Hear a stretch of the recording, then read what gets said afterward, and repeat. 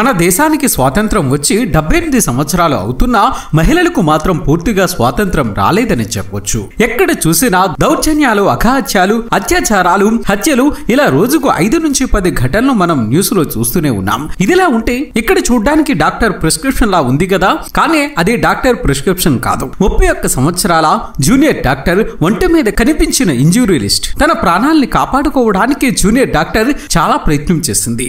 ఒంటి మీద గాయాలు అవుతున్నా పోరాడింది. స్పృహ ఉన్నంత వరకు ఎదురు తిరిగింది, నొప్పిని తట్టుకుంది. కానీ చివరికి తనకు తగిలిన గాయాల ముందు ఆమె ఓడిపోయింది. కళ్ళలో నుంచి, నోట్లో నుంచి బ్లీడింగ్, ప్రైవేట్ పార్ట్స్ నుంచి bleeding, left leg, stomach, left ankle, ring finger, lips మీద సివియర్ ఇంజూరీస్ తో ప్రాణాలు కోల్పోయిన జూనియర్ డాక్టర్ డెత్ కేస్ గురించి పూర్తి వివరాలు ఇప్పుడు మనం తెలుసుకుందాం. August 8, 2024 RG Kar medical college and హాస్పిటల్లో సెకండ్ ఇయర్ పోస్ట్ గ్రాడ్యుయేషన్ పూర్తి చేస్తున్న 31 సంవత్సరాల ట్రైనీ డాక్టర్ నైట్ డ్యూటీ చేసిన తర్వాత తన కొలీగ్స్ తో కలిసి హాస్పిటల్లోని సెమినార్ హాల్లో డిన్నర్ చేసింది. అరౌండ్ నైట్ 2 AM కి తన కొలీగ్స్ డిన్నర్ చేసి వెళ్లిపోయారు. అప్పటికే ఆ జూనియర్ డాక్టర్ 36 అవర్స్ షిఫ్ట్ చేసి ఉండడంతో కాసేపు రెస్ట్ తీసుకుందాం అనుకుంది. ఆ హాస్పిటల్లో డాక్టర్స్ కి డ్యూటీ రూమ్ లేకపోవడంతో అదే సెమినార్ హాల్లో రెస్ట్ తీసుకుంది. ఆగస్టు 9 అంటే నెక్స్ట్ మార్నింగ్ నైట్ డ్యూటీ చేసి రెస్ట్ తీసుకుంటుంది అనుకున్న జూనియర్ డాక్టర్ రక్తంతో తడిచిన మ్యాట్రసెస్ తో, మల్టిపుల్ ఇంజరీస్ తో గా ప్రాణాలు లేకుండా ఉంది. అలా రక్తపు మడుగుల్లో పడి ఉన్న బాడీని చూసిన కాలేజ్ ఆఫీషియల్స్, స్టూడెంట్స్ పోలీసులకు ఇన్ఫార్మ్ చేశారు. పోలీసులు వచ్చి ఇన్వెస్టిగేషన్ స్టార్ట్ చేసి అరౌండ్ 11 AM కి చనిపోయిన జూనియర్ డాక్టర్ ఫాదర్ కి కాల్ చేసి మీ అమ్మాయి సూసైడ్ చేసుకుంది, త్వరగా రండి అని ఇన్ఫార్మ్ చేశారు. విక్టిమ్ ఫ్యామిలీ అక్కడికి వెంటనే చేరుకుంది. ముందుగా ఆర్జీ కార్గ్ హాస్పిటల్లోని చెస్ట్ మెడిసిన్ అసిస్టెంట్ సూపరింటెండెంట్ వెళ్లి విక్టిమ్ ఫ్యామిలీని కలిసి వారి అమ్మాయి హాస్పిటల్ లోపల సూసైడ్ చేసుకుంది అని చెప్పాడు. కానీ పోలీసులు మాత్రం బాడీని చూడ్డానికి అలౌ చేయలేదు. దాదాపు 3 గంటల తర్వాత విక్టిమ్ ఫాదర్ ని తీసుకొని వెళ్లి బాడీని చూపించారు. బాడీని విక్టిమ్ ఫాదర్ కి చూపించి ఒక ఫోటోని తీసుకోవడానికి పర్మిషన్ ఇచ్చారు పోలీసులు. ఆ ఫోటోని విక్టిమ్ ఫాదర్ బయటికి వచ్చి తమ రిలేటివ్స్ కి పంపించాడు. ఆ రిలేటివ్స్ లో ఒక ఆవిడ ఫోటోలో బాడీ ఎలా ఉందో ఎక్స్ప్లెయిన్ చేసింది. ఆ రిలేటివ్ చెప్పిన దాని ప్రకారం గా ఉన్న జూనియర్ డాక్టర్ డెడ్ బాడీ యొక్క కాళ్ళు 90 డిగ్రీస్ అపార్ట్ గా ఉన్నాయి. అంటే ఎవరు ఆమె 2 కాళ్ళని 90 డిగ్రీస్ లో ఫ్రీ చేశారు. దాంతో పాటు ఆమె కళ్ళల్లో గ్లాస్ ముక్కలు, మొహం మీద ఘాట్లు, వంటి నిండా గాయాలు ఉన్నట్లు ఆ రిలేటివ్ చెప్పారు. బాడీ చూసిన వెంటనే విక్టిమ్ ఫ్యామిలీకి అర్థమైపోయింది అది సూసైడ్ కాదు, 100% మర్డర్ అని. తర్వాత పోస్ట్ మార్టం చేశారు. ఆ పోస్ట్ మార్టం రిపోర్ట్ చూసిన ఎవరికైనా సరే వెన్నులో వణుకు పుట్టాల్సిందే. పోస్ట్ మార్టం రిపోర్ట్ ప్రకారం విక్టిమ్ ను ఊపిరాడకుండా చంపేశారు. విక్టిమ్ అరవకుండా ఉండడం కోసం ఆమె నోరుని, గొంతును గట్టిగా అదిమి పెట్టారు. గొంతు గట్టిగా నులపడం వలన ఆమె గొంతులో థైరాయిడ్ కార్టిలేజ్ విరిగిపోయింది. ఆమె ఫేస్ యొక్క బాడీ మీద స్క్రాచ్ మార్క్స్ ఉన్నాయి. అవి మౌత్, ప్రైవేట్ పార్ట్స్ నుంచి బ్లీడింగ్ వస్తుంది. రైట్ హ్యాండ్ మీద ఇంజురీస్ ఉంటే లెఫ్ట్ హ్యాండ్ రింగ్ ఫింగర్ ఇంకా కాలర్ బోన్ విరిగిపోయాయి. మొహం నుంచి నెక్క వరకు కమిలిపోయింది. వీటితో పాటు విక్టిమ్ నిద్రలో ఉండడంతో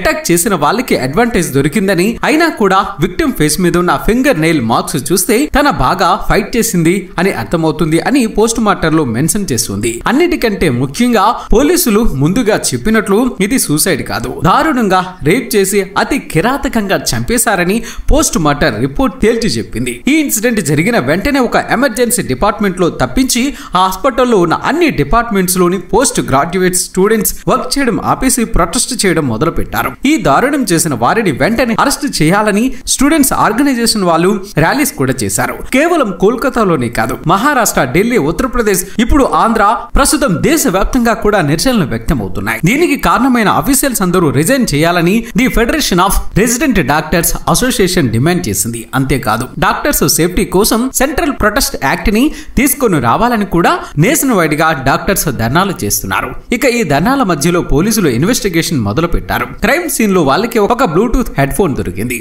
ఇదే ఇన్వెస్టిగేషన్ లో కీ ఎవిడెన్స్ అయింది. హాస్పిటల్ సెమినార్ హాల్లో సీసీటీవీ కెమెరాస్ లేకపోవడంతో హాస్పిటల్లో ఉన్న అన్ని సీసీటీవీ ఫుటేజ్ కెమెరాస్ ని చెక్ చేసి ఆ రోజు ఎవరు హాస్పిటల్ కు వచ్చారో ఒక లిస్టు ప్రిపేర్ చేశారు. ఈ లిస్ట్ లో సంజయ్ రాయ్ కూడా ఉన్నాడు. సీసీటీవీ ఫుటేజ్ లో సంజయ్ రాయ్ 4 AM కి హాస్పిటల్లోకి ఎంటర్ అవుతున్నట్లుంది. ఆ టైంలోనే సంజయ్ మెడలో ఒక బ్లూటూత్ హెడ్సెట్ కూడా ఉంది. అది సీసీటీవీలో 40 మినిట్స్ తర్వాత సంజయ్ బయటికి వచ్చినట్లు కూడా ఉంది. కానీ లోపలికి వెళ్లేటప్పుడు తన మెడలో ఉన్న హెడ్సెట్ బయటికి వచ్చేటప్పుడు లేదు. కానీ ఇది సర్కమ్స్టెన్షియల్ ఎవిడెన్స్ అవడంతో పోలీసులు సంజయ్ తో సహా లిస్ట్ లో ఉన్న అందరినీ ఇంట్రాగేషన్ కు పిలిచారు. ఇంట్రాగేషన్ కి ముందు సస్పెక్ట్ అందరి దగ్గర మొబైల్ ఫోన్స్ తీసుకున్నారు పోలీసులు.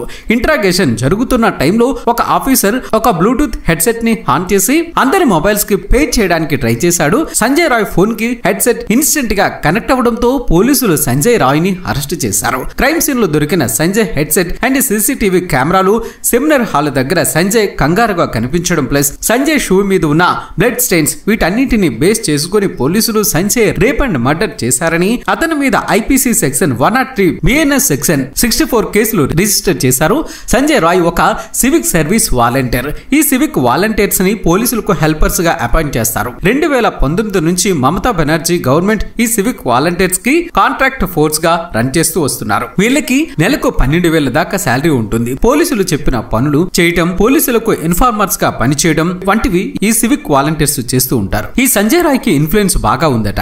తన ఇన్ఫ్లుయెన్స్ తో కానిస్టేబుల్స్ కోసం ఎలిగేట్ చేసిన బ్యారెక్స్ లో ఉండేవాడు సంజయ్. అంతేకాదు అతను బైక్ అండ్ టీ షర్ట్ మీద కేపీ అనే లోగో ఉంటుంది. కేపీ అంటే కోల్కతా పోలీస్. ఒక సివిక్ వాలంటీర్ అయినా కూడా తనని తాను ఒక పోలీస్ అని చెప్పుకుంటూ తిరిగేవాడు సంజయ్. రీసెంట్ గా సంజయ్ రాయ్ ని ఆర్జికార్ మెడికల్ హాస్పిటల్లోని అవుట్ పోస్ట్ లో అపాయింట్ చేశారు. దాంతో రాయ్ హాస్పిటల్లో ప్రతి వార్డుకి డిపార్ట్మెంట్ కి ఈజీగా వెళ్లేవాడు. ఇక రాయ్ బ్యాక్గ్రౌండ్ చూస్తే ఇతని ఫ్యామిలీలో మదర్ ఇంకా 2 సిస్టర్స్ ఉన్నారు. ఈ 2 సిస్టర్స్ కోల్కతా పోలీస్ డిపార్ట్మెంట్ లో పనిచేస్తున్నారు. రాయ్ కి ఇప్పటికీ 4 సార్లు పెళ్లిళ్ళయ్యింది. మొదటి 3 భార్యలు ఇతని వైలెంట్ బిహేవియర్ నచ్చక వదిలేస్తే 4వ భార్య మాత్రం క్యాన్సర్ తో చనిపోయింది. పోలీసులు చెప్పిన దాని ప్రకారం సంజయ్ రాయ్ కి బాక్సింగ్ కూడా వచ్చట. డాక్టర్ ని అటాక్ చేయడంలో వీడి బాక్సింగ్ స్కిల్స్ కూడా యూజ్ చేశాడట. విక్టిమ్ నెయిల్స్ లో కలెక్ట్ చేసిన స్కిన్ ఇంకా బ్లడ్ శాంపుల్స్ రాయ్ బాడీ మీద ఉన్న స్క్రాచ్ మార్క్స్ తో మ్యాచ్ అయ్యాయి అని కూడా పోలీసులు చెప్పారు. అంతేకాకుండా జూనియర్ డాక్టర్ ని దారుణంగా రేప్ చేసి చంపాక రాయ్ తన ఇంటికి వెళ్లి ఎవిడెన్స్ ని డెస్ట్రాయ్ చేయడం కోసం తన బట్టల్ని ఒత్తుకున్నాడట. పోలీసులు పట్టుకున్నాక సంజయ్ తను చేసిన తప్పును ఒప్పేసుకున్నాడు. అతనిలో కొంచెం కూడా రిగ్రెట్ లేదు అని పోలీసులు చెప్పారు.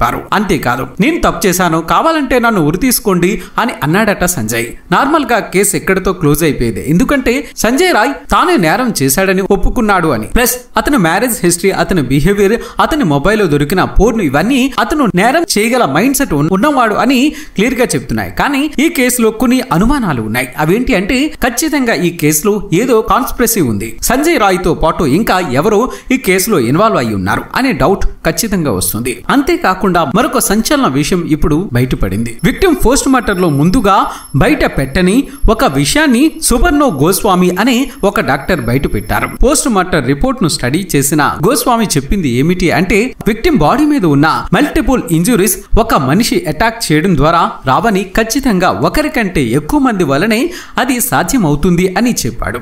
ఆయన చెప్పిన ఇంకొక షాకింగ్ విషయం ఏంటి అంటే విక్టిమ్ వజైనాలో 151 గ్రామ్స్ థిక్ ఫ్లూయిడ్ ఉందట. ఆ థిక్ ఫ్లూయిడ్ ఖచ్చితంగా సెమన్ అని ఆయన అన్నాడు. ఒక మనిషికి మహా అయితే 10 to 15 గ్రామ్స్ సెమన్ వస్తుంది. బట్ 151 గ్రామ్స్ అంటే అది ఖచ్చితంగా గ్యాంగ్ రేపే. ఆ గ్యాంగ్ రేప్ లో ఎవరు పెద్ద తలకాయలు ఉన్నారు, అందుకే వాళ్ళను తప్పించే ప్రయత్నం జరుగుతుంది. ప్రెజెంట్ కేసు అయితే సిబిఐకి హ్యాండ్ అవుట్ చేసింది. ఇక పూర్తి నిజాలు బయటకు రావాలని మనము కోరుకుందాం. మరి ఈ వీడియో మీద మీ అభిప్రాయాన్ని కామెంట్ రూపంలో చెప్పండి ఫ్రెండ్స్. మరి మేము చేసిన ఈ వీడియో వెనుక చాలా కష్టం ఉంటుంది. ఆ కష్టానికి మీరిచ్చే ప్రతిఫలం ఒక లైక్ కొట్టి సబ్స్క్రైబ్ చేసుకోవటమే. చేస్తారు కదా ఫ్రెండ్స్.